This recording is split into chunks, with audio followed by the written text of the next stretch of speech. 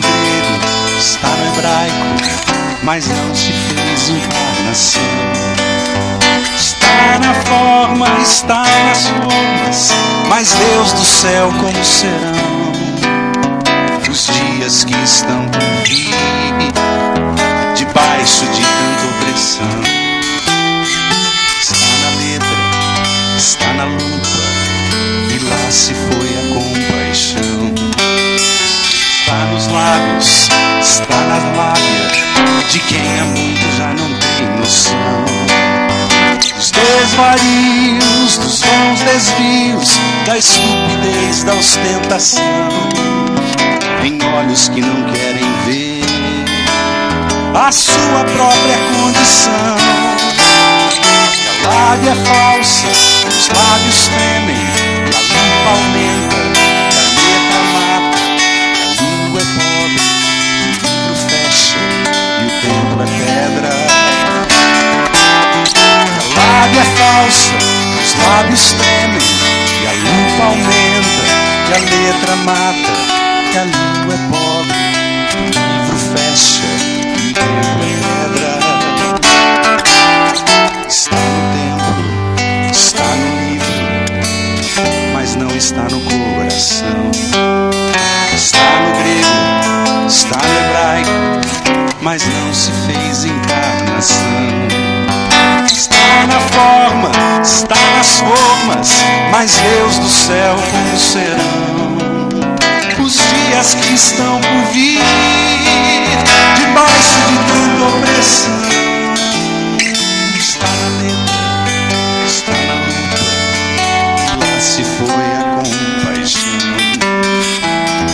Está no lábio, está na lábia de quem há muito já não tem noção dos desvarios, dos vãos desvios, da estupidez, da ostentação, em olhos que não querem ver a sua própria condição. Os lábios tremem, a língua aumenta, a letra mata, a língua é pobre, o livro fecha e o templo é pedra. A lábia é falsa e os lábios tremem, e a lupa aumenta, e a letra mata, e a língua é pobre, o livro fecha e o templo é pedra.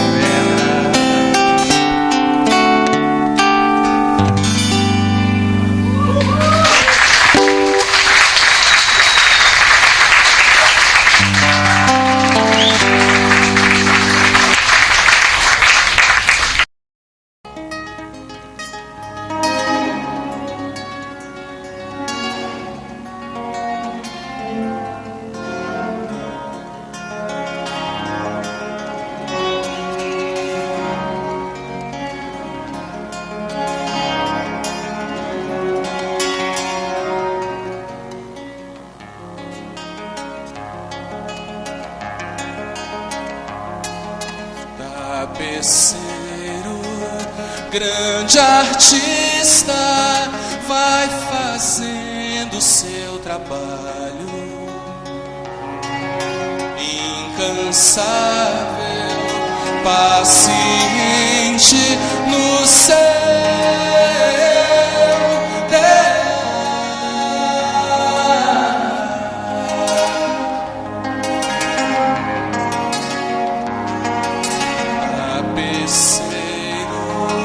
Não se engana, sabe o fim desde o começo.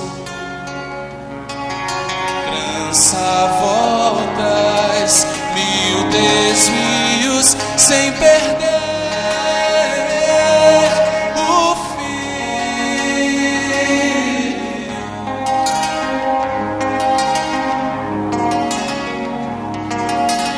Minha vida é obra de tapeçaria tecida de cores alegres e vivas, e fazem contraste no meio das cores nubladas e tristes. Se você olha do avesso, nem imagina o desfecho. das contas, tudo se explica, tudo se encaixa, tudo coopera pro meu bem. Quando se vê pelo lado certo, muda-se logo a expressão do rosto, obra de arte, pra honra e glória do tapeceiro. Minha vida é obra de tapeçaria, tecida de cores alegres e vivas, que fazem contraste no meio das cores nubladas e tristes. Se você olha do avesso, nem imagina o desfecho. No fim das contas, tudo se explica, tudo se encaixa, tudo coopera pro meu bem. Quando se vê pelo lado certo, muda-se logo a expressão do rosto, obra de arte, pra honra e glória do tapeceiro. Quando se vê pelo lado certo, todas as cores da minha vida dignificam a Jesus Cristo, o tapeceiro.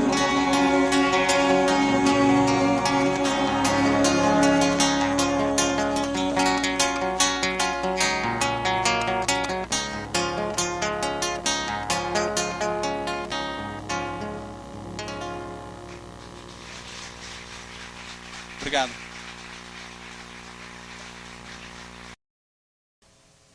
Eu falei para a Adriana que eu não sabia o que ia pregar e já faz um bom tempo que eu nunca sei o que eu vou pregar. Muito tempo. Eu fiquei 30 anos da minha vida quase sempre sabendo o que eu ia pregar. Eu saía de casa e raramente eu não sabia o que eu ia pregar. De vez em quando é que dizia assim, gente, eu tinha preparado isso, agora eu vou pregar aquilo. Haroldo lembra. Mas, em geral, eu sabia. Só que de 7 anos para cá eu não sei mais nada. E eu me sinto assim de uma irresponsabilidade absoluta. Eu oro, o Senhor me fala, e aí às vezes Deus me esquenta o coração com uma coisa que me consome. Eu digo, eu vou dividir isso com o povo. Aí vem aquela voz lá dentro e diz assim, não, mas eu não te falei isso para você dividir com o povo, não, isso é para você. Porque eu também fui salvo da potestade pastoral, que é aquela coisa de tudo que vem ao coração para dividir com o povo. Comigo não é mais assim agora não, eu existo, Deus fala comigo só para mim, eu não tenho certas coisas que falar com ninguém. Estou livre desse mal. Agora, me criou um problema enorme, né? Porque a Bíblia eu podia agora dizer assim, qual é o texto que você quer que eu pregue? E qualquer um podia levantar aí e dizer o texto que fosse. E como ela está toda dentro do meu coração, é muito fácil pregar. Qualquer um.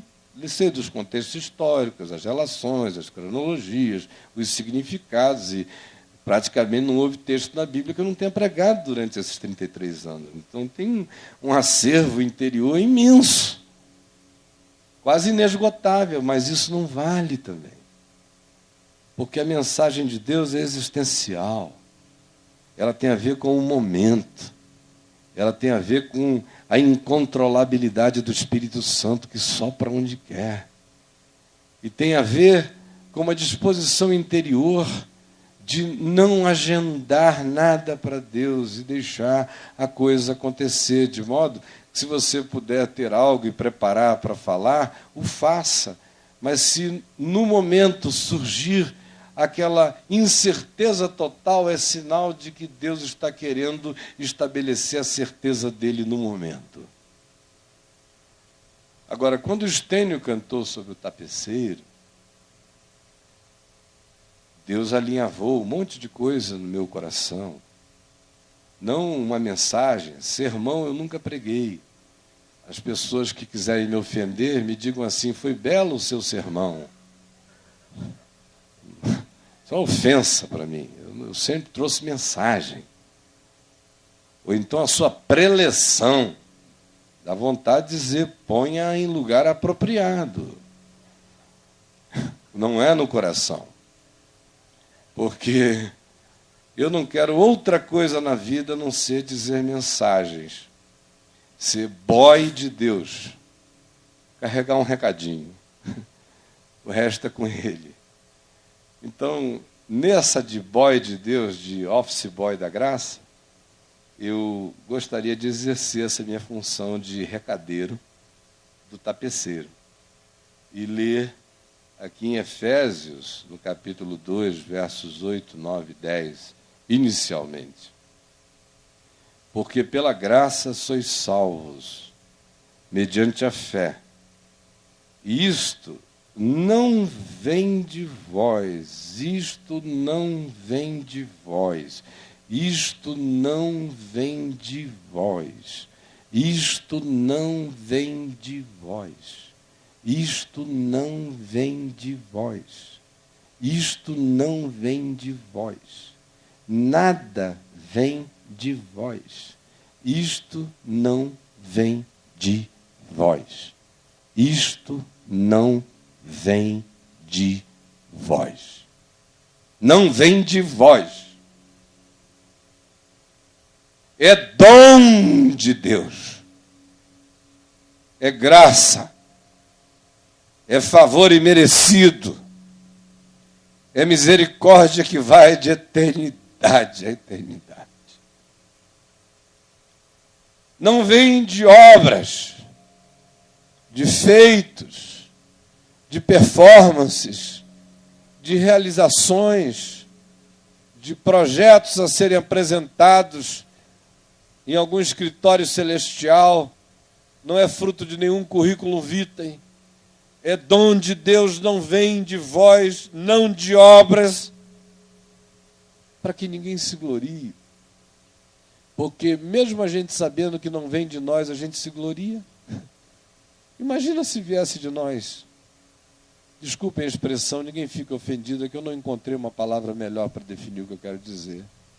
Mesmo sendo dom de Deus, e a gente sabendo que não vem de nós e que não vem de obras, ainda assim, a babaquice intrínseca que nos habita é poderosa. E levanta dentro de nós toda sorte de surto. Se você tiver uma palavra melhor do que babaquice, me dê, que eu não encontrei. É a coisa mais babaca que existe mesmo. Não fique ofendido comigo. Entenda o espírito do que eu estou falando.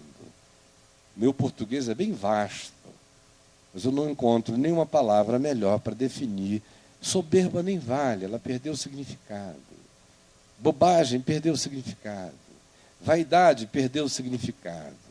É babaquice espiritual, que assola como um surto perverso, de dentro para fora no coração. Não vem de vós, não de obras, para que ninguém se glorie, pois somos tapeçaria dele, feitura dele, obra de arte dele, escultura dele, pintura dele, confecção dele, manufatura dele. O texto grego designa a ideia de algo manufaturado, de uma obra que vai sendo feita, como a obra de um artesão que é pessoal, que não é industrial, que não é em série, que não obedece 10 passos para a felicidade, que não conhece 4 leis espirituais, que não tem nenhum livro de receitas de sucesso, porque o caminho é Jesus, e em Jesus que é o caminho de cada um de nós é absolutamente único e pessoal, e é fruto de uma manufatura divina, de um trabalho personalizado. Porque no final, nós não vamos habitar a Nova Jerusalém como os membros daquele filme Cidade das Sombras, que são membros de uma comunidade do inconsciente coletivo, aonde um diz eu, todo mundo diz eu. No final, na Nova Jerusalém, morre o egoísmo, Acaba o individualismo, brota a individuação, porque cada um de nós recebe uma pedrinha branca, em cuja pedrinha está escrito um nome que ninguém conhece, exceto aquele que o recebe. Isso significa a singularidade absoluta da realidade do nosso ser na comunhão com o eu sou. Por isso é manufatura.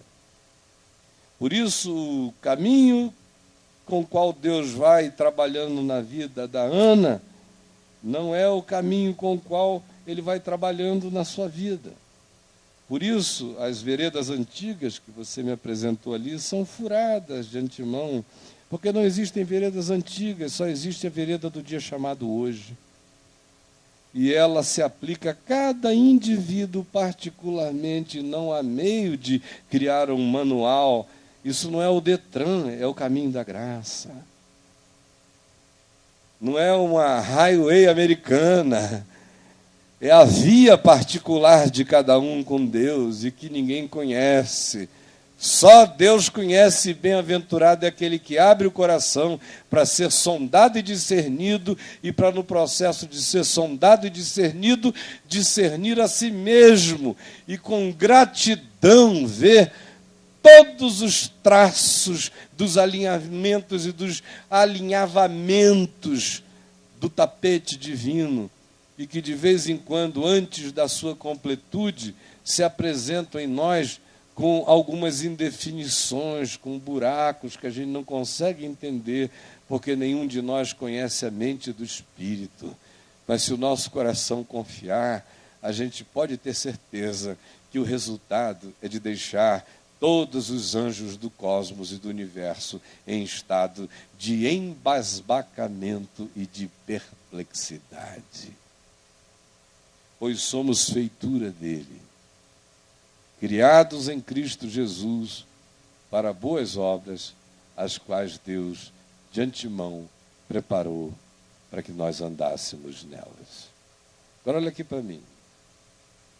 Eu não estou querendo pregar hoje de manhã, eu queria só abrir meu coração um pouquinho a propósito do tapeceiro. Quando eu nasci, meu pai era agnóstico. Ele tinha sido criado católico, mas as muitas letras o fizeram delirar. E na burrice ilustre dos 27 anos de idade dele, já formado como um indivíduo que até hoje a média de direito dele jamais foi batida na Faculdade de Direito do Estado do Amazonas, ele está com 80 anos de idade, e ele tinha assim, todas as razões idiotadas humanas para se sentir o rei da cocada preta. Ele assumiu essa idiotice com 27, 28 anos de idade e disse que Deus não existia, ou melhor, ele não sabia se Deus existia ou não. Por isso, o mais inteligente era se tornar agnóstico. E ele celebrou o seu agnosticismo. Mas quando eu nasci, e ele estava aí com 27 para 28 anos de idade, ele sempre, como herdeiro de um espírito patriarcal e de clã, uma clã bondosa, onde os homens são pais maternos, meio andrógenos, machos que só não vazam leite pelas tetas porque hormonalmente não lhes é possível, mas são, a Adriana sabe, todos nós, homens da família, carregamos um útero imenso no coração para com os filhos. E ele não fugiu a essa regra, ele queria muito ter filhos e, especialmente, tinha vontade de que o primeiro filho dele, como se pensava a antiga, fosse um homem, o seu herdeiro. E lá nasci eu. E ele me botou esse nome, que é a repetição do dele, Caio, que vem lá dos Césares, que a origem é latina. Meu avô era um latinista. E Caio significa alegria e bordão, serve para as duas coisas. Quando não faz o cara gargalhar, desce o pau na cabeça dele. Então, Caio Fábio, da Araújo Filho. Nasci, e ele disse que não sabia o que fazer comigo. Me pegou no colo, e era um fim de tarde, quando ele me pegou a primeira vez, e sozinho no quarto, ele foi para a esquina do quarto da Santa Casa de Misericórdia de Manaus, na lugubricidade da melancolia daquele cair de sol. Ele disse que teve um impulso, uma coisa quase compulsiva, de me pegar nos braços sem saber porquê, e de me levantar aos céus, e dizer: não sei se Deus existe, mas se Deus existir, eu estou oferecendo esse meu filho a Ele. E a única coisa que eu peço a Deus, se Deus existir, é que Ele não seja um padre. Porque eu tenho muita vontade que Ele conheça o amor de uma mulher. E eu tenho muita vontade que Ele gere filhos. Por isso eu não sei se Deus existe, mas se Deus existir, Deus, faze dele um homem teu. E como a única referência que ele tinha era de pastor que servia a Deus, supostamente casava e tinha filhos, ele me ofereceu para ser pastor. Nunca me disse nada. Os anos passaram, eu tive uma infância extraordinária, onde teve de tudo, de muito bicho, a muito elemento lúdico da floresta, muita macheza, muita caça, atividade sexual extremamente precoce. Sofri um estupro aos 5 anos de idade, estupro de mulher sobre mim. E eu não posso dizer, minha mulher sabe disso, que eu fiquei descontente. Era um menininho de 5 anos de idade, não sabia o que estava acontecendo, mas aquilo acontecia toda noite até os 7 anos, eu acabei gostando. E quando meu pai descobriu, mandou a mulher embora. Mas só que ela foi embora, mas deixou uma coisa em mim que não se desinstalou nunca mais, né? E eu não tive aquela infância de sexualidade morta entre 5 e 10 anos de idade, porque vocês sabem, pela psicologia, que a sexualidade de um menino é extremamente agressiva, desde o tempo em que ele mama até os 5 anos de idade, que é quando ele sente vontade de apertar peito, apertar coxa, apertar bumbum. Vocês já viram isso em casa? Menino reina, né? Ah, parece que o garoto está doido. Aí, quando de repente ele chega aos 5 anos de idade, ele vai ficando meio morto. Aí ele já não gosta mais de menina, ele fica com vergonha de tirar roupa na frente de mulher, aí ele entra no clube do Bolinha, menina é proibido, aquele negócio todo, até que ele chega aos 10, 11 anos, e aí ele se abre para sempre. Eu não tive esse interregno entre os 5 e os 10. Passei da sexualidade raivosa infantil para uma gulosa naquele período dali para frente. Mas o tapeceiro estava trabalhando. Papai sempre foi um homem extremamente carinhoso, ao mesmo tempo austero. Eu não aprendi a gargalhar na minha casa. Eu aprendi a ser alegre e a sorrir, mas a minha casa não é uma casa de gargalhadas. Alegria, muita celebração, pouca gargalhada. Todo sábado ele me fazia brigar com um amigo 3, 4 anos mais velho do que eu, para treinar um jiu-jitsuzinho básico que meu tio estava começando a nos ensinar. E só servia com gente mais velha, porque ele dizia, com o mais novo não faz sentido, ganhar de pequeno é covardia. Do teu tamanho não faz sentido, porque é tua obrigação. Então, meu filho, você vai ter que aprender a brigar para cima. Porque aí você vai apanhar, apanhar, apanhar, até você aprender a como é que o outro te bate. E na hora que você aprender como é que o outro te bate, você vai bater nele, se desviando dos métodos dele, acertando ele como ele não espera. Só que isso durava 3, 4 meses apanhando do Boi, do Zé Maria, do Zé Roberto, de um monte de amigos que iam. E quando eu começava a empatar e depois pau nos caras, ele dizia, chega, agora você já sabe como bate nisso, vamos virar essa página. Botava um novo para me espancar mais 3, 4 meses, com todo amor. E eu agradeço de coração essa pedagogia, nunca gerou um trauma em mim. Porque uma coisa que eu descobri é que onde há amor não há trauma. Não há trauma. E eu olhava na cara dele e via que só tinha amor e uma vontade enorme de forjar um homem para a vida. Os anos passaram, veio a Revolução, o golpe militar de 64. E ele foi atingido radicalmente, perdeu tudo que tinha, estava numa situação financeira maravilhosa, foi levado a um inquérito militar, passou vergonha de ter o nome dele nas primeiras páginas dos jornais, acusado de conluio com o governador Gilberto Mestrinho. E meu pai era advogado do governador e de todo mundo, dos ricos e famosos na cidade, mas não tinha nada a ver com política, foi uma perseguição aleatória, mas que o deixou num estado horroroso. No surto da grandeza dele, como não podia deixar de ser, poder, dinheiro, de carreirinha evoca sexo. Sexo fora do casamento, haréns e coisas do gênero, e ele não fugiu à regra, resolveu ter a Marilyn Monroe dele, do período. E o que gerou uma tristeza enorme na nossa casa. Fez a minha mãe sofrer uma barbaridade, mas era obra do tapeceiro. Porque sem aquela dor, ela teria virado uma presbiteriana, presbiterianizada, sem alegria, sem raiz, sem paixão por Deus, sem resistência, sem aquele coração de tartaruga que aguenta todos os cacetes e insiste na esperança que ela tem. Era obra do tapeceiro, aquela dor. Era obra do tapeceiro a dor que eu tive que sentir por ela, dividida entre ela e meu pai, porque eu era louco por ele, morria de compaixão dela, e virei pombo-correio naquela história com 7 anos de idade. Durou quase 6 anos.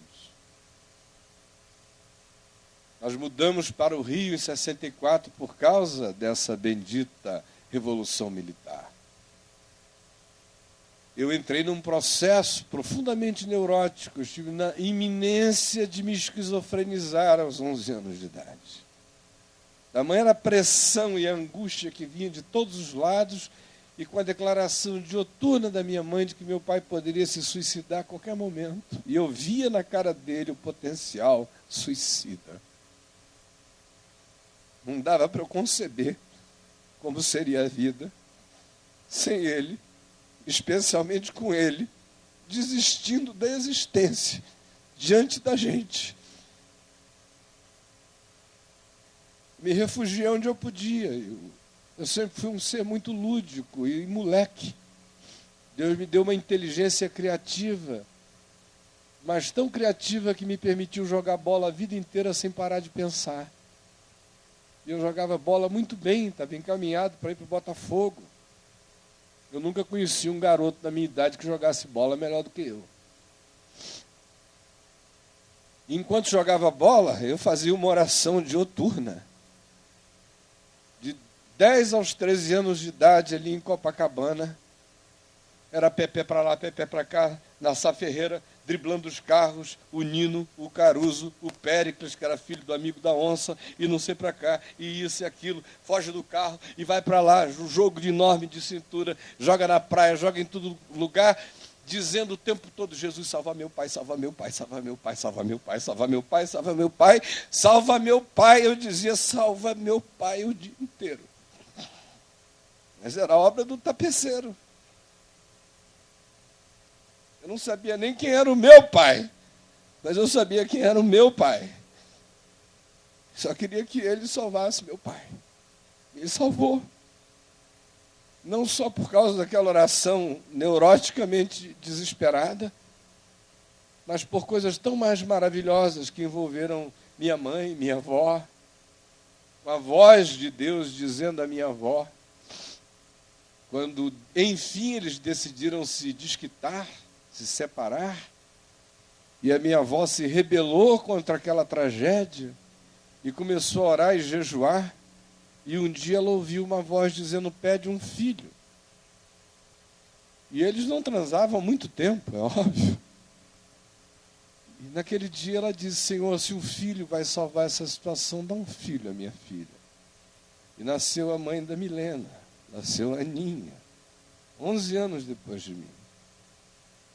E os gestos da Aninha, quando ela nasceu, foram todos gestos de reconciliação de meu pai e de minha mãe. Nós já morávamos na Sá Ferreira, em Copacabana, quando ela começou a engatinhar e a andar. E ela andava na direção da mão da mamãe, da mão do papai, pegava as duas mãos, botava uma em cima da outra, fazia um sanduíchezinho com a mão dela, ficava olhando para um e ficava olhando para o outro, como quem cobrava reconciliação. Era a obra do tapeceiro. Nós mudamos para Niterói. Eu tive uma adolescência intensa e doida. Comecei a fumar cigarro com 12 anos de idade, maconha com 13, e enquanto isso jogando bola para todo lado, saindo no cacete na rua quase todo dia, me ralando para todo lado, com uma fome, uma sofreguidão pela vida incontrolável. Depois sofri um acidente que me impossibilitou continuar no futebol, quando eu já estava na escolinha do Botafogo, encaminhado pelo Gerson, no tempo do Neca, que treinava a garotada lá, do Jairzinho, do Roberto Dinamite. E aí resolvi entrar no Paz e Amor, que eu já estava há muito tempo nele, né? Paz e Amor, bicho. Não, se vocês me virem agarrado com um homem, diz a parte, porque é covardia contra mim, porque eu só me agarro com mulher. Era a minha filosofia. Até que a gente teve que mudar para Manaus, porque meu pai se converteu. E foi uma conversão radical, das mais radicais que eu já vi.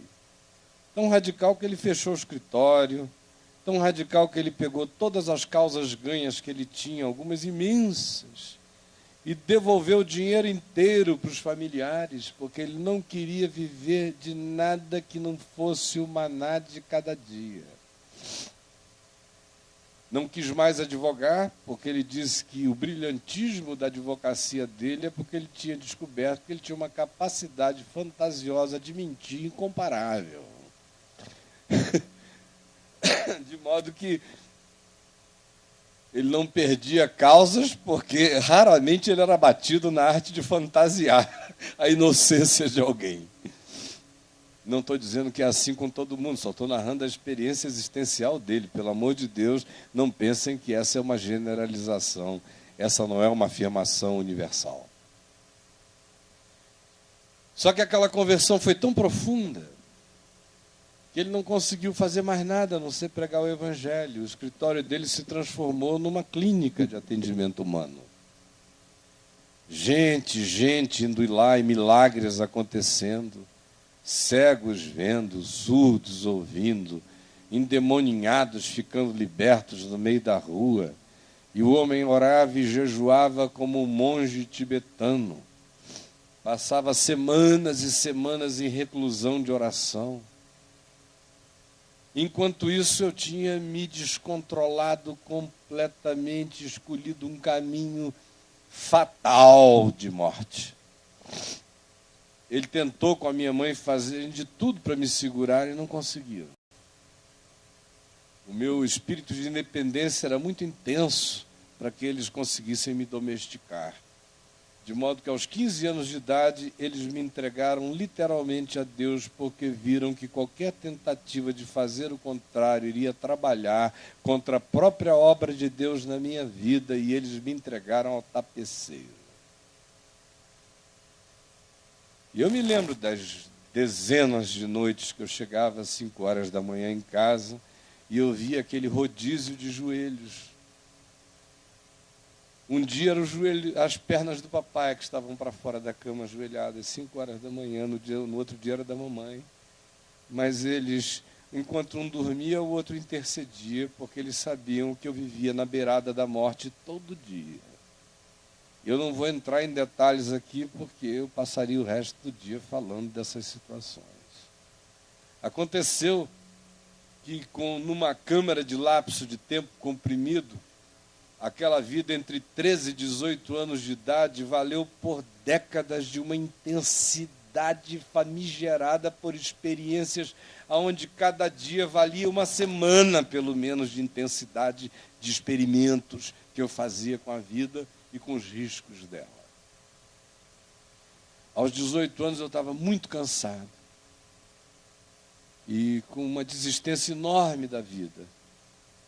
E foi quando o evangelho que eu conhecia, o Jesus que de nome eu sabia, a quem eu orava por instinto e cultura familiar, me visitou como revelação pessoal, já não tendo nada a ver com o elemento da informação distribuída no âmbito da família, mas como experiência particularizada, individual, em processo de individuação, de singularidade, de invasão do amor de Deus no meu ser, me arrebatando de uma maneira tão violenta como aconteceu com meu pai, porque 3 meses depois eu já não conseguia fazer outra coisa senão pregar o evangelho, e nunca mais parei. Nunca mais consegui parar, porque aquilo me consumia de dia e de noite. E a sensação que eu tinha era como se eu fosse filho da geração da ressurreição, como se eu fosse colega de Pedro, de Tiago, de João. Eu nunca me senti filho de Calvino, nunca me senti, obrigado Carlão, nunca me senti um subproduto da religião. A sensação que me dava é de que eu tinha conhecido Jesus como Paulo tinha conhecido Jesus na estrada de Damasco, que tinha sido uma coisa que tinha invadido meu peito, que não tinha nem pai, nem mãe, nem princípio de dias, nem fim de existência, que era conforme a ordem de Melquisedeque, que era um encontro dele comigo, e que ele tinha um desígnio para a minha vida, e que eu não podia fazer nada a respeito, a não ser me entregar ao tapeceiro. Eu fiz com todo o meu coração, com toda a radicalidade do meu ser. Assim como não tive medo de morrer, eu não tive nenhum medo de viver para Ele.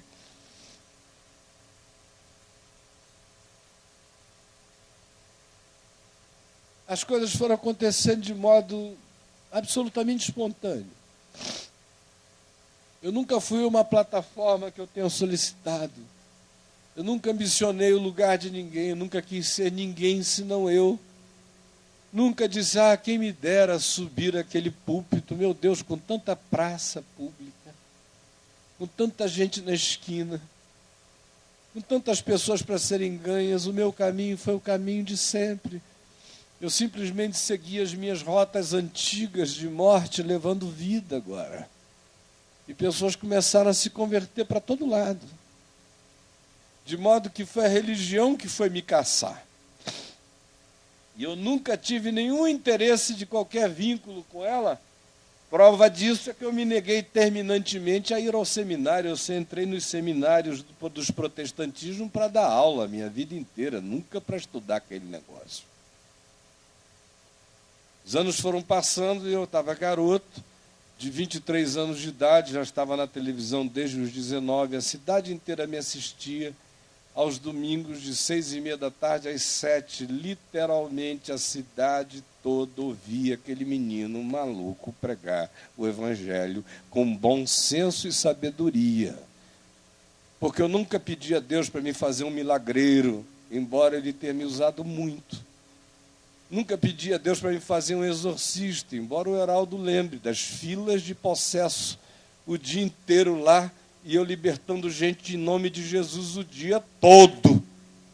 Mas a oração que eu fazia de dia e de noite era, Senhor, me dá discernimento. Eu quero discernimento, eu quero discernimento. Eu não quero ser enganado. E não quero enganar. Eu quero discernir espíritos e discernir tua palavra. E discernir teu coração. De modo que eu era garoto, mas nunca tive acessos de infantilidade. O evangelho na minha boca foi maduro a vida inteira. De repente, morando lá em Manaus, eu me dei conta de que os ecos do que eu estava fazendo repercutiam no país inteiro e eu não sabia. Aos 23 anos de idade, eu já estava com programas de televisão em metade do país. Aos 26 anos, entramos no país inteiro. Em 1983, eu era um garoto de que idade? 27 anos, por aí. Houve o maior congresso da história brasileira, chamado Congresso Brasileiro de Evangelização, lá em Minas.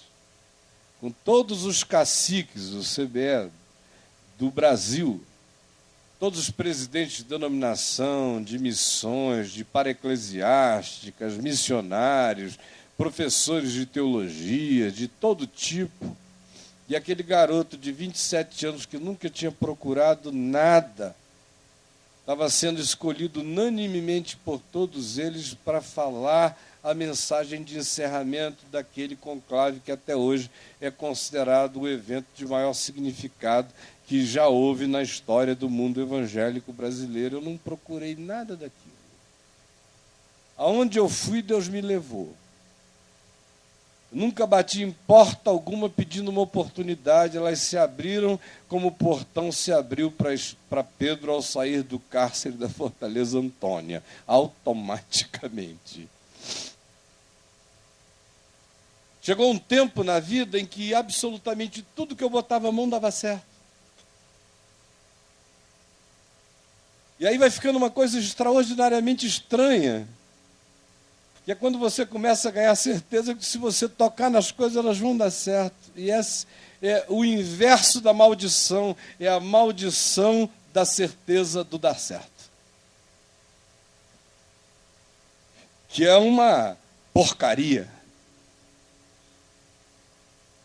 Mas eu me lembro que aos 38 anos de idade eu estava idoso, reverenciado neste país e no mundo inteiro. E eu fui ficando blasé para aquela coisa toda, porque o espírito das minhas esperanças relacionadas à transformação da igreja foram diminuindo, porque eu fui vendo que quanto mais se pregava, menos aparentemente havia consciência do Evangelho, e cada nova moda que chegava, eu via as pessoas que antes tinham dito que haviam crido, embarcarem nas novidades mais loucas. Quando eu cheguei aos 38 anos de idade, eu estava com um temor. Eu me lembro que eu olhava em volta, eu via tanta tragédia, e a minha vida não tem uma pedrinha no sapato. Aquela família tão gostosa, filhos que me amavam imensamente, eu louco por eles. Tudo azeitado e gostoso, respeitado aonde ia, reverenciado por velhos encanecidos e amado por jovens de todas as gerações, inclusive pelas crianças, em relação a quem eu nunca fiz nenhum esforço especial, e de uma maneira muito estranha, elas têm uma identificação visceral comigo. Vocês sabem como os filhinhos de vocês acabam gostando de mim de graça. Tem uns que me chamam de Jesus, de Papai do Céu. Agora de Papai Noel, né? Mas eu me lembro, desde Manaus, que eu passava pela rua, de vez em quando eu ouvia uma criança gritar para a mãe: mamãe, lá vai Jesus, mamãe. Acho que eles me ouviam pregando o tempo todo sobre Jesus, lá vai Jesus. Ou então, ó, Papai do Céu chegou. Não tinha uma pedrinha no sapato. E eu me lembro do temor que me deu um determinado dia, quando eu olhei para cima e falei: eu estou muito grato, se o Senhor puder me preservar assim, eu vou ficar muito agradecido, mas ao mesmo tempo me dá um medo enorme, porque eu vejo todas as dores dessa vida sendo socializadas por todas as famílias da terra, e me dá medo de não ter sofrido nada, embora eu não queira.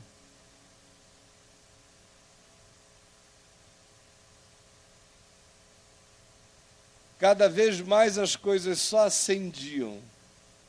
Se eu tivesse tido algum tipo de ambição humana, que eu sei que não tive, eu teria desde 28, 29 anos de idade não feito outra coisa senão pregar o evangelho em cada país da terra, porque todo ano eu tinha 45 convites de países distintos para ir pregar para multidões para todo lado, fora as entidades americanas que me ofereciam salários exorbitantes para não fazer outra coisa a não ser ficar viajando e pregando sem nenhuma preocupação, podendo vir ao Brasil 2 vezes por mês se eu quisesse, mas o meu coração dizia, não, esse não é o chamado de Deus para mim. Aí a gente iniciou a década de 90. Foi uma década avassaladora, triturante.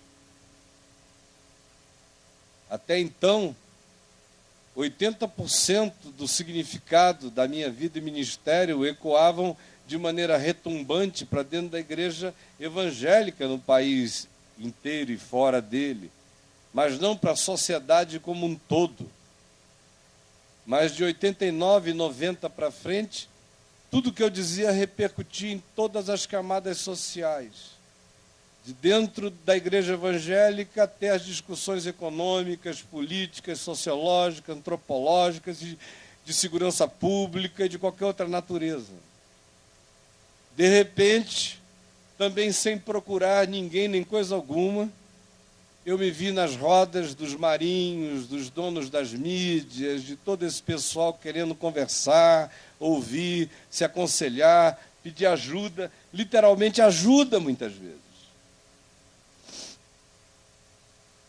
E aí, começa aquela coisa de se você não estiver presente, não acontece. O que já era um fenômeno no meio evangélico desde que eu era menino, agora se transformara num fenômeno secular. Vamos criar uma entidade chamada Viva Rio, mas se você não estiver presente, ela não vai acontecer, não vai ter pegada. Lá tinha eu que entrar numa coisa que não era a minha vocação essencial. Um amigo liga e diz, olha, tem uma fábrica minha sendo desativada aí no Rio porque sofreu um incêndio, eu não sei o que fazer com ela, eu estou doando para você. De repente, lá estou eu fazendo uma fábrica de esperança enorme, que abençoou milhares de pessoas e foi um ícone social na história do Brasil, mas não era o chamado de Deus para a minha vida. A Vinde, que foi criado em 78 só para ser um escritório que organizasse a minha vida, porque já não me era possível sofrer aquela invasividade e falta de privacidade tão intensos sem que eu tivesse uma plataforma e um anteparo, acabou se transformando numa mega instituição. Nenhuma entidade evangélica no Brasil, nem a Visão Mundial, levantava 10% do dinheiro que a Vinde levantava aqui, sem eu pedir, porque vocês lembram dos programas de TV e viram que nunca houve apelação. O pessoal dava pela credibilidade, pelo respeito e pela certeza de que a designação era honesta e ia tudo para o reino de Deus. Aí chegou um ponto que eu não tinha mais tempo para trabalhar, para mim mesmo. Porque a Globo queria me entrevistar 3 vezes por semana no RJTV. Porque eu tinha um compromisso de 15 em 15 dias no Bom Dia Brasil. Porque a Leda Nagli queria que eu fosse toda hora no não sei o quê. Porque o ele e ela queria isso e aquilo. Porque tudo que é programa de entrevista no Rio, ou em São Paulo, ou fora dali, queriam que eu estivesse presente num certo sentido, era uma coisa maravilhosa para divulgar o Evangelho. Mas algo fibrilava dentro de mim, dizendo que eu estava me afastando da simplicidade do chamado original. Mas era obra do tapeceiro. Quando nós chegamos aí por 91, 92, 93, 94, houve aqueles embates públicos horrorosos com a Igreja Universal do Reino de Deus. Porque o chamado grupo da caminhada, o grupo ético dos evangélicos, Dragantin, meu amigo, fazia parte dele, e tantos outros companheiros, me diziam que não aguentavam mais a identificação da sigla evangélica com aquela coisa maluca da Idade das Trevas, pré-reformada, medieval. E que era preciso haver um divisor de águas, era ou não era? E o melhor divisor de águas que havia era eu, porque a mídia me ouvia, me respeitava, eu dava cara às coisas. Lá eu fui eleito por aclamação presidente da EVB. Lutei até a última hora para o Darcy Duzilek ser o presidente, porque eu achava que a entidade fazia sentido, mas que eu não tinha o chamado para incorporar aquele tipo de institucionalização ministerial que era contra a minha liberdade profética. Acabei entrando. Foi um horror. Porque uma coisa é você fazer uma cruzada de evangelização numa cidade, como eu fazia aos milhares, e acorrerem para aquela plataforma a máfia maçônica da confraria da perversidade eclesiástica, e ficarem todos disputando 40, 50 assentos atrás de mim para aparecerem na televisão e para me cumprimentarem, um bando de bandidos. Mas eu apenas ouvia falar do eco do banditismo deles e, sinceramente, quase nem acreditava que alguém pudesse fazer uma oração e ser tão perverso daquele jeito. Mas quando eu me tornei presidente da Associação Evangélica Brasileira, eu tive que meter a mão no intestino grosso daquele negócio. Era podre e fétido. Tinha ordem de matar. Tinha gente que mandava amarrar e bater. De toda sorte de perversidade, de maldade, de corrupção e de conluio, e de dinheiro roubado, e de venda de crentes. Ela não ia muito longe. Essa marcha para Jesus aqui de São Paulo foi um dos eventos políticos mais significativos da cidade, que mais rendeu dinheiro para uma ou duas pessoas aqui. Milhões de dólares. Vocês lá marchando para Jesus e os caras, ó, 2, 3, 4, 5 milhõezinhos no bolso para fazer aquela panaceia, supostamente para Jesus, mas era para vender voto para político. E o que acontecia aqui era no Brasil inteiro. E eu vendo aquilo de dia e de noite, foi me dando asco, mas era obra do tapeceiro. Ter sido presidente da EVB foi uma coisa muito boa para mim, porque gerou um trabalho do tapeceiro irreversível na minha vida. Porque em 1994, depois de ter perdido a esperança acerca da convertibilidade do chamado movimento evangélico, que no início eu pensava que não se convertia, porque não tinha acesso ao evangelho e à palavra, mas uma vez tendo tido eles acesso ao evangelho e à palavra durante décadas, e continuando daquele jeito, na minha presença dizendo amém, que bom, tomara que você continue a dar essa cara boa ao povo evangélico, que era para eles poderem botar as carrancas de lobos roubadores e devorarem as carnes do povo sem que as pessoas percebessem. Quando eu fui vendo que eu estava sendo instrumentalizado por uma obra diabólica, eu me lembro da oração que eu fiz na minha sala lá na Vinde, quando eu pedi de todo o coração a Jesus que me libertasse daquilo. Eu digo, eu não sei como é que eu saio, o que eu vou dizer para esses 30 milhões de crentes? Desculpem, foi um engano. Ou estou tirando férias no Quênia. Cheguei a ter uma vontade, um ímpeto enorme de mudar para Angola e Moçambique. A Adriana sabe disso. Eu vou ver se eu saio daqui para ver se a genuinidade e a simplicidade do Evangelho, no qual eu creio, podem ser restaurados na minha vida sem que eu seja esse representante de classe, esse ser presidencial de uma nação pútrida. Mas não tinha saída. Como não tinha saída a Vinde. A gente tinha começado lá, Socorro Brasil, Heraldo, eu, Adri, Tutuca, Manelzinho, Rai. Uma era possessa, ficou liberta. Só tinha gente doida, que tinha crido e estava dando coração. Tudo simples. Todo mundo voluntário, como eu era voluntário. Eu não tenho INSS, eu não tenho coisa nenhuma, eu sou voluntário até hoje.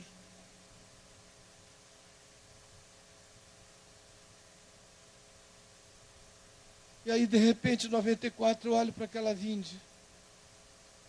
500 funcionários contratados. Uma folha de pagamento de milhares de dólares. Depois da fábrica de Esperança, tinha mais 1.000 e tantos subcontratados, prestando serviço. E as coisas só iam, e a quem tem se lhe dará. E aonde você ia, sempre tinha mais alguém querendo te dar alguma coisa. Um dia eu disse ao João Roberto Marinho, olha, o Tivita me chamou e a gente teve uma conversa, ele me ofereceu um canal na TVA de graça. Ele falou, não faça isso comigo, eu te ofereço na NET, na Sky, não vai para lá, daqui a pouco tinha uma rede de televisão.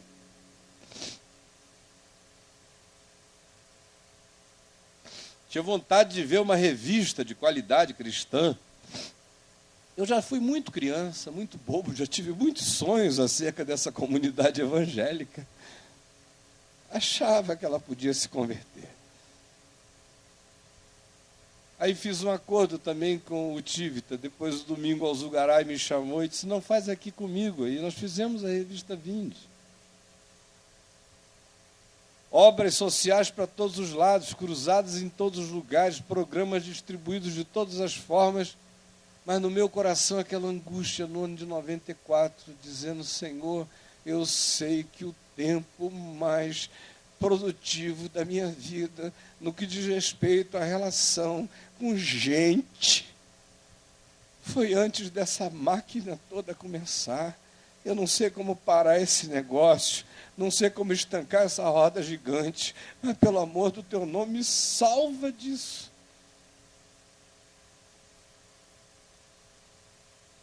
E o tapeceiro tem caminhos estranhos. Eu nunca quis trair ninguém.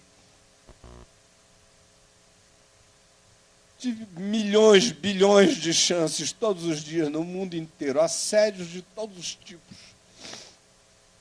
Eu desafio qualquer mulher desse país ou do mundo a se levantar e dizer que antes de 1998 eu troquei um olhar, um sorriso, uma insinuação, porque não existe essa pessoa, eu sei com que mente e coração eu vivi. Até que em 98 a minha alma se relativizou por um monte de razões.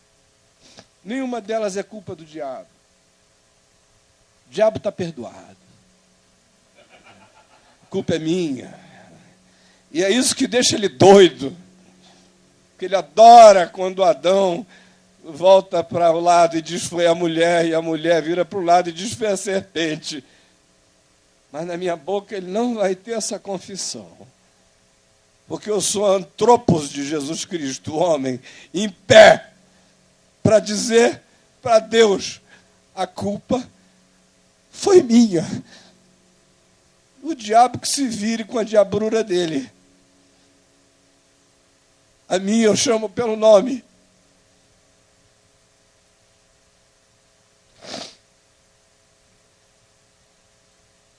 E aí um abismo chama outro abismo.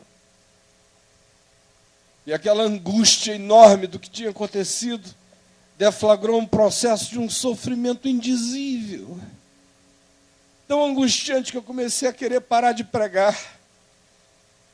Comecei a cancelar todas as cruzadas, todos os eventos, queria acabar os congressos da Vinde, não queria publicar mais livro.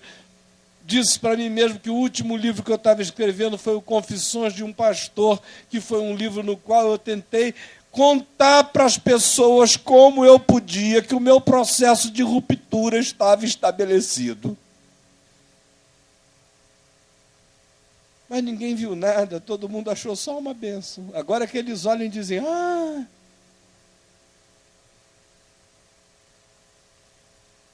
Aí veio 98. E aí que eu queria começar a falar o que eu ia falar. 12:15?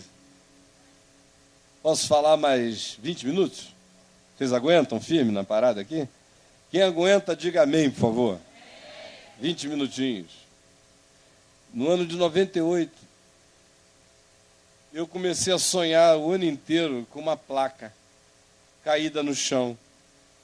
Eu sonhava todas as noites, na hora que eu fechava os olhos, eu acordava com aquele sonho. Era uma placa caída, era um lugar íngreme, uma pedregueira horrorosa, um lugar inóspito, de acesso quase inexpugnável, e eu me esforçando para subir naquele lugar, me lanhando todo nas pedras pontiagudas, e havia sempre uma placa caída com os números 98, 89. Às vezes ela estava virada para um lado, às vezes virada para o outro. Eu não entendia. Aliás, desde 97 eu vinha tendo esse sonho toda noite.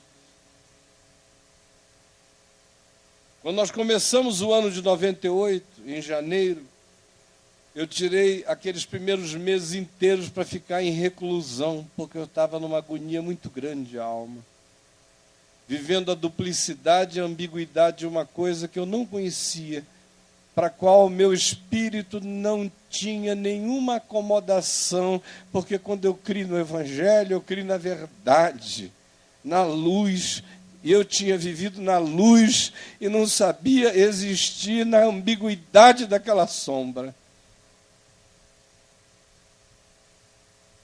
Aí as comportas da minha mente se abriram, eu comecei a ter sonhos e sonhos e sonhos. Sonhos proféticos, simbólicos, arquetípicos. Alguns eu conseguia entender em parte, outros não. Alguns longos, tão longos que eu não posso contar aqui agora, porque iria tomar horas na descrição. E alguns curtos, recorrentes, diários, como, por exemplo, o sonho que eu tinha de que eu era Sansão. Esse era bem curtinho. Eu saía no cacete com todo mundo, acabava com tudo que é filisteu. Uma facilidade muito maior do que Sansão para dar pau nos outros. E não tinha Dalila, não tinha nada, era só...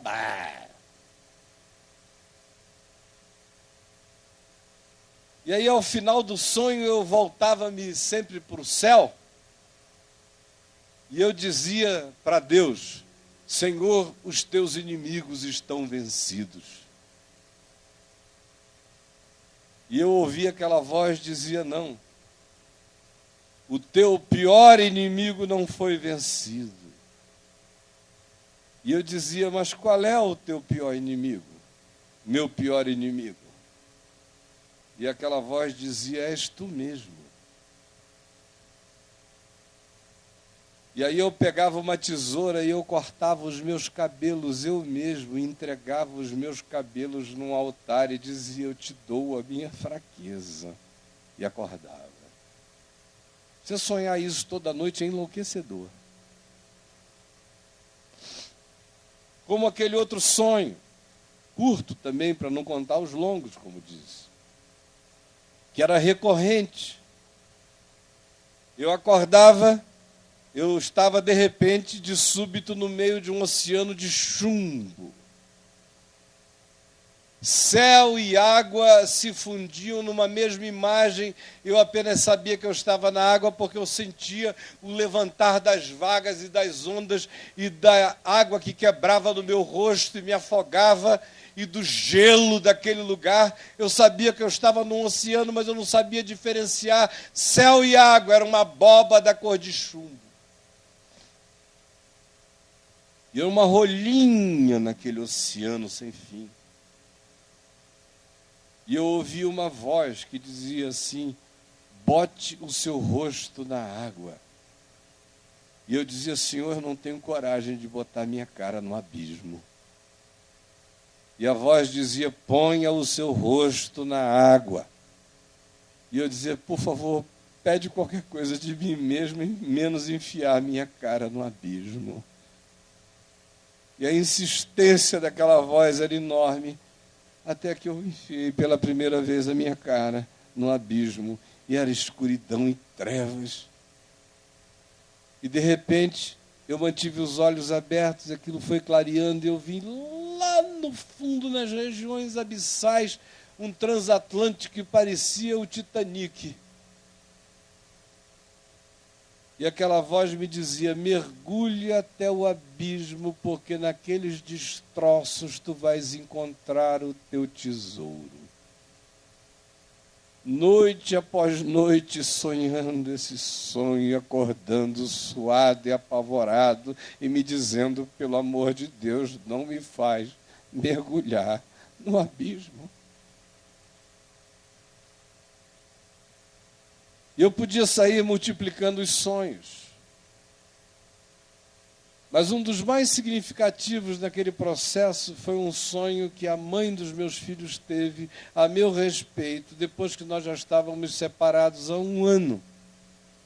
E quando ela estava com todas as razões femininas, humanas, emocionais, para estar magoadíssima comigo.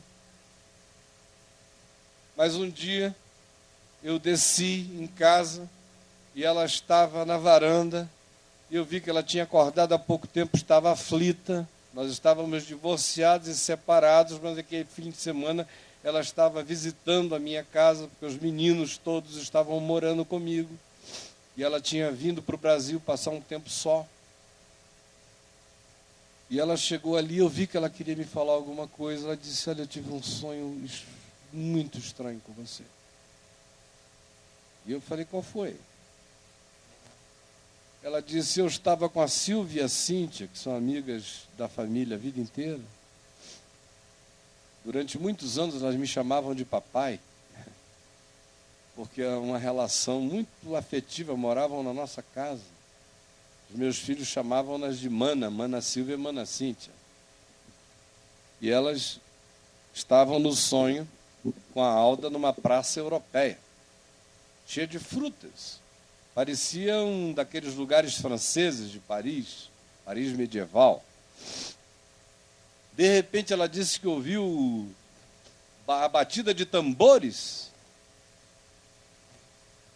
Bum, bum, bum, bum, bum, bum, bum, bum, bum, como se fosse haver um fuzilamento.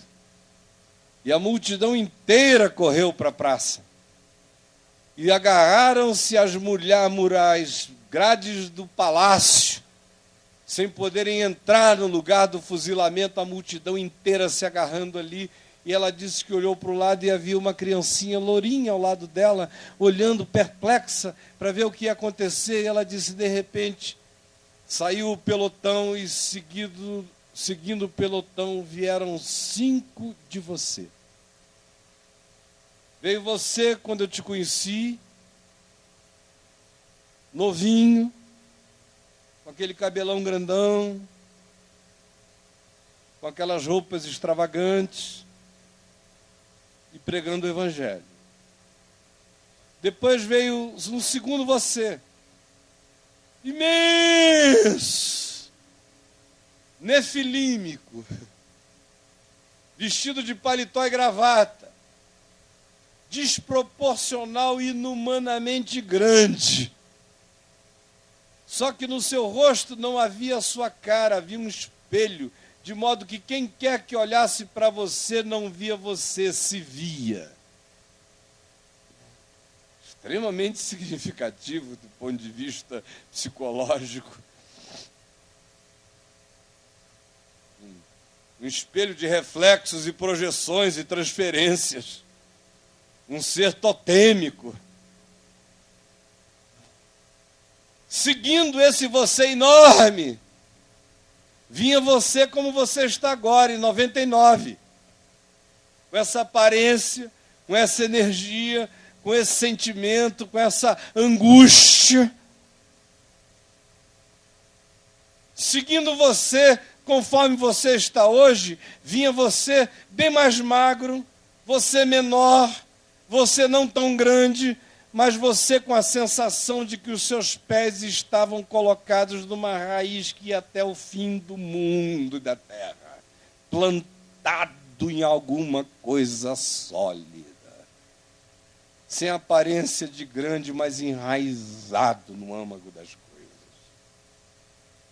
E depois vinha você idoso, uma versão do seu pai, só que era você. Mas eu olhava, parecia o espírito do seu pai em você. E vocês foram colocados no paredão. E houve a ordem para o fuzilamento.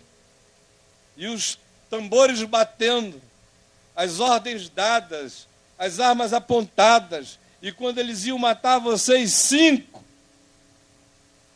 você de hoje, você que estava no meio, você de agora, você angustiado e aflito, levantou a sua mão para o alto e falou alguma coisa incompreensível, parecia um mistério, um juramento que ninguém podia entender, que só era entre você e Deus, e você levantava e falava com os céus, com a sua mão fechada.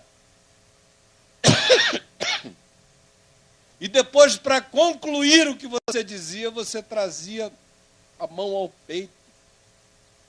Só que você não vira no processo que o seu braço tinha se transformado numa adaga árabe. E quando você botava o braço no peito, a sua mão entrava no seu coração e você morria.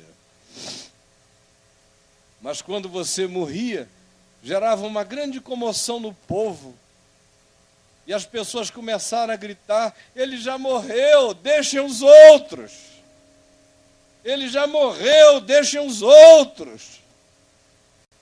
E aí, por uma designação que ela não sabia de onde veio, aceitaram que eu tivesse morrido por mim mesmo ou por nós. 5.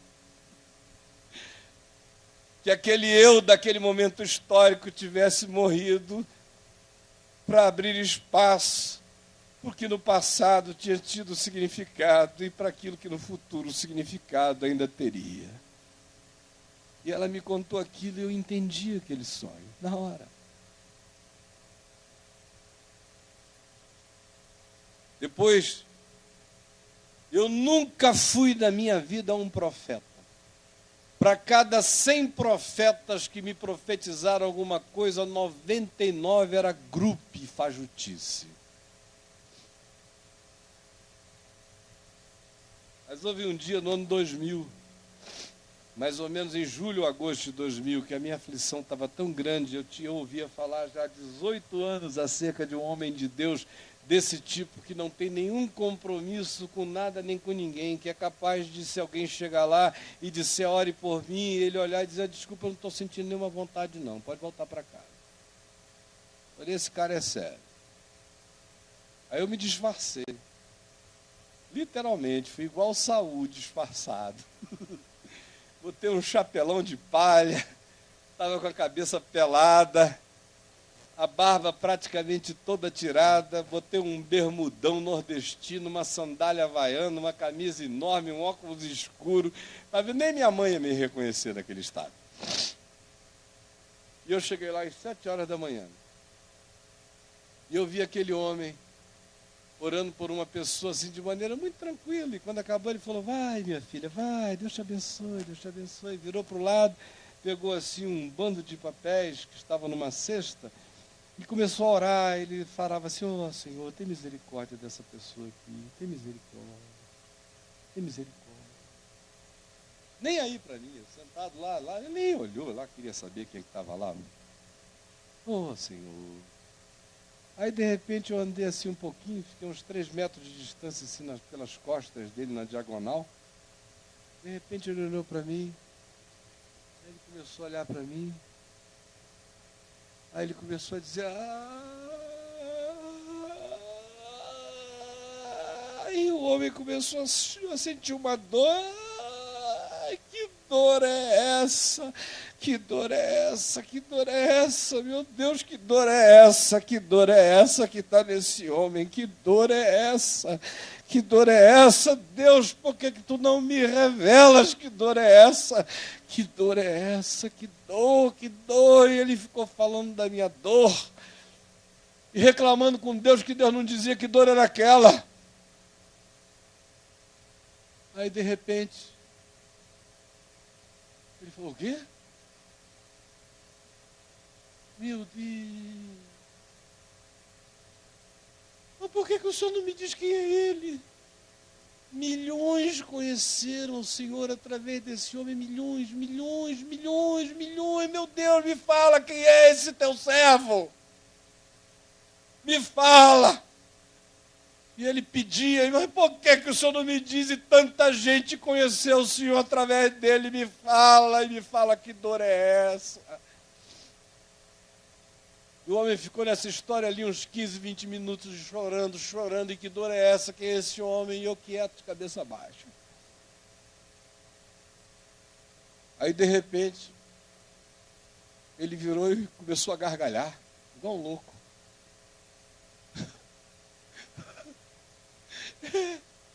Senhor, não, o quê? Eu olhando para o cara. O senhor está abrindo um portão para ele, é? Um portão invisível, é? Um portão que ninguém pega. O que é isso, meu Deus? Que portão lindo é esse portão que eu não entendo? Esse portão existe, mas ninguém pega. Que portão é esse? Por onde estão passando pessoas invisíveis, milhares, milhões de pessoas invisíveis vão passar por esse portão, Senhor. É mesmo. E o Senhor vai alegrar o coração dele. E o Senhor vai tirar essa dor de dentro dele. E o Senhor vai trazer milhões a ti por um outro meio, por esse portão invisível, E vai chegar o dia em que todos aqueles que se levantaram contra por inveja ou maldição, e haverão de reconhecer que a tua graça sempre esteve sobre a vida dele. É isso mesmo, Senhor. Mas ainda vai demorar. Mas o portão vai abrir. Mas me diz quem é esse homem, Jesus, me diz quem é esse homem. E eu ali quieto. Aí quando eu já ia saindo, não teve papo entre a gente. Ele chegou e me disse que Deus tinha trazido uma mulher magra, alta, do cabelo esvoaçante, do rostinho fino. E ele me disse que eu tinha já amado essa mulher. Eu tinha acabado de conhecer a Adriana fazia um mês. E ele disse, pode ficar tranquilo, porque ela é a mulher que Deus trouxe para a tua vida, para o descanso da tua vida. De lá para cá, eu estou vendo o Robson em pé ali. O Robson ficou 2 anos me oferecendo o portão invisível. O portal, o site. Ele ia lá no Rio e quase que me implorava para eu aceitar um site de graça. Fez o site, botou o site no ar, o site ficou 1 ano no ar, eu não postei um texto. Ele foi ficando até magoado. Depois de um tempo conversando, ele falou, posta. Aí eu fui e postei um textinho lá. No fim da primeira semana, 500 pessoas tinham ido lá ler. Depois do fim do primeiro mês, ele já me ligou e disse, olha, está acontecendo um milagre, meu irmão. É tanta gente vindo que depois de um tempo ele chegou até a suspeitar de que tinha alguém falsificando os dados, porque disso não é possível. E o Robinson foi um anjo de Deus para abrir aquele portão invisível por onde tem passado milhões de pessoas que eu não pego, mas que Deus pega e cujas vidas estão sendo transformadas e cujo subproduto hoje, de modo concreto para nós, é o caminho da graça, sem falar nos milhares de grupos espontâneos e nas milhões de pessoas que tiveram a canga da potestade da religião arrancada de sobre os seus ombros e a mente esclarecida pelo Evangelho da graça. Doeu? Aos 38 anos, quando eu suspeitava de que minha vida era boa demais para ser verdade, eu jamais imaginei que eu fosse aguentar tanto cacete. Jamais.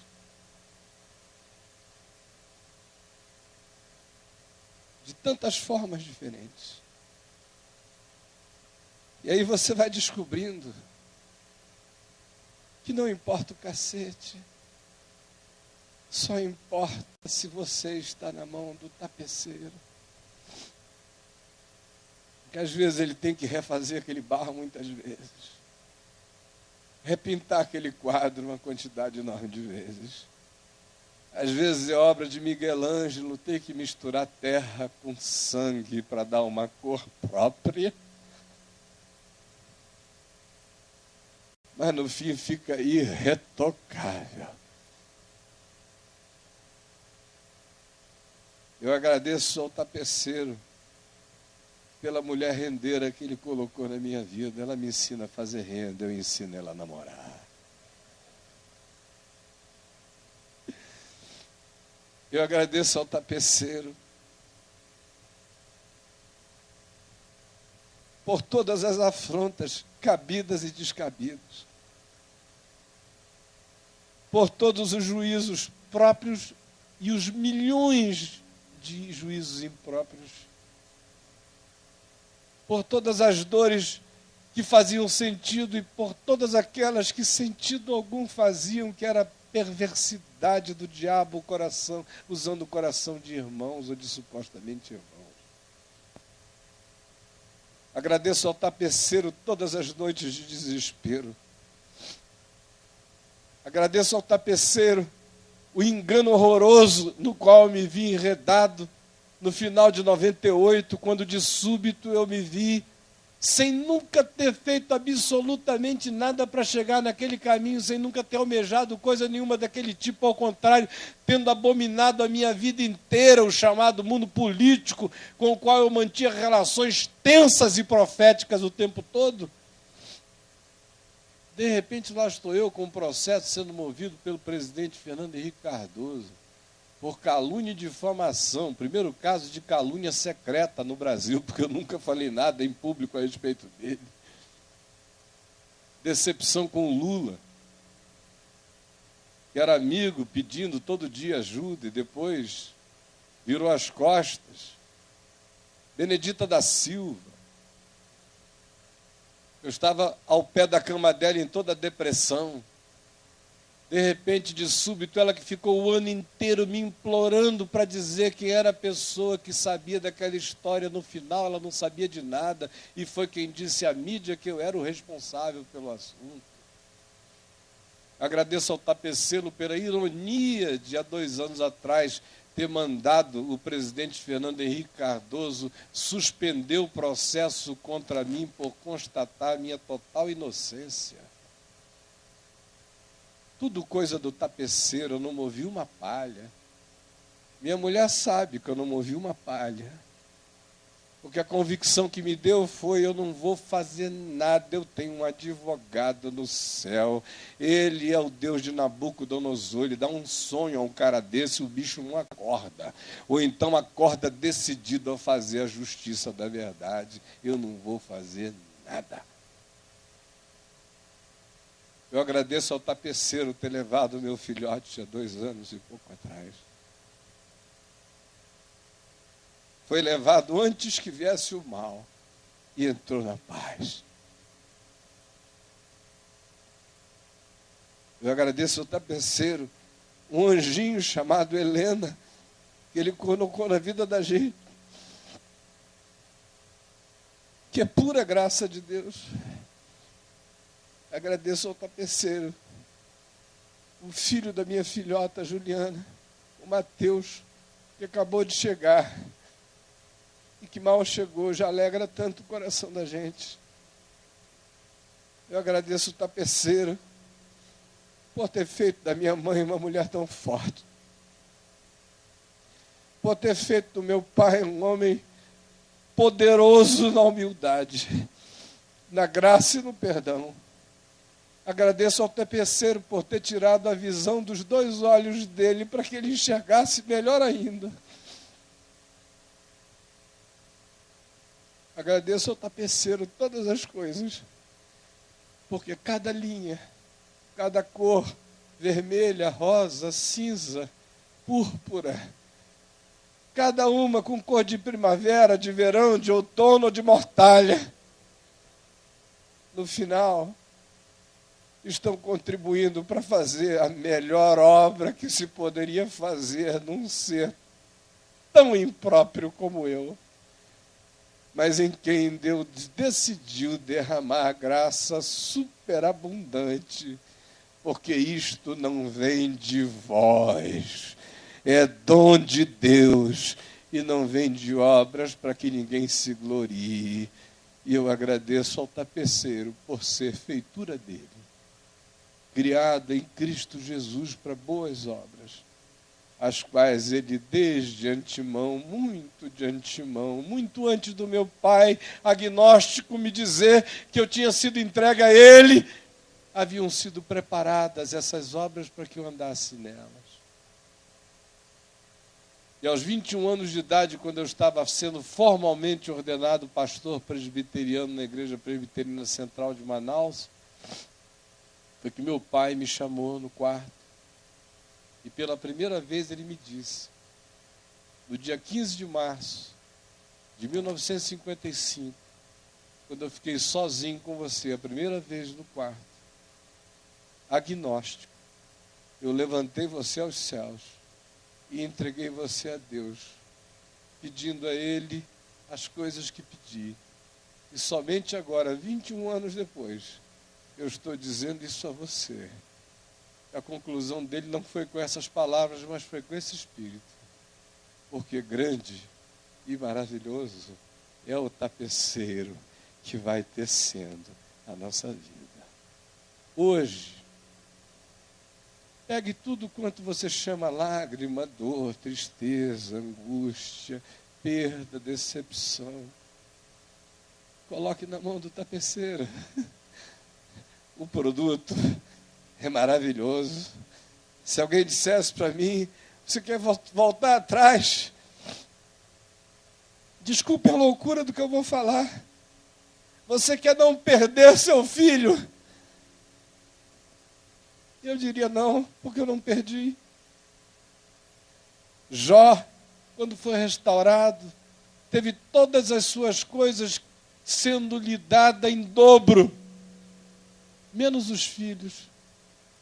Ele teve outros, tantos filhos quantos filhos tinham morrido, porque filhos ninguém perde.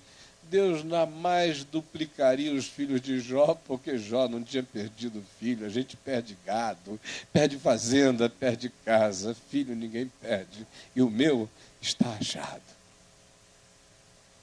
Quer mudar qualquer coisa? Reconheço erros.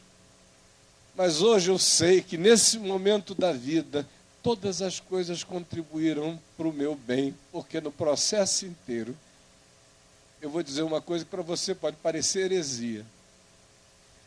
Até nos pecados mais deliberados, no ano de 98, eu pequei em Deus e com Deus. Eu nunca consegui pecar longe de Deus. Eu simplesmente não tenho uma vida para viver fora de Deus.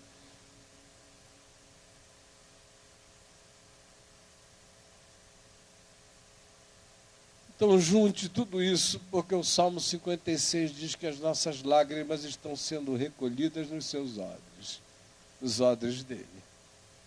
E no fim, meu irmão, minha irmã,